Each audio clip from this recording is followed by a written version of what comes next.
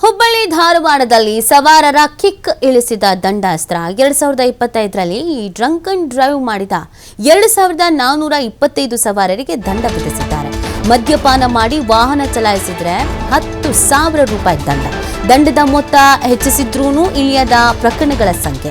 4 ಸಂಚಾರ ಪೊಲೀಸ್ ಠಾಣೆಗಳಲ್ಲಿ 2025ರಲ್ಲಿ 2425 ಜನರಿಗೆ ದಂಡ ವಿಧಿಸಲಾಗಿತ್ತು. 2,52,48,000 ರೂಪಾಯಿ ದಂಡ ಸಂಗ್ರಹ ಮಾಡಲಾಗಿದೆ. ನಿಮ್ಮ ಜೀವ ಉಳಿಸ್ಕೊಳ್ಳಿ, ಕುಡಿದು ಬಿಟ್ಟು ಗಾಡಿ ಓಡಿಸ್ಬೇಡಿ, ನಿಮ್ಮ ಜೀವ ಹೋಗೋದಲ್ಲದೆ ಬೇರೆಯವ್ರದ್ದು ಜೀವ ತೆಗಿಬೇಡಿ ಅಂತ ಹೇಳಿದ್ರು ಕೇಳಲ್ಲ.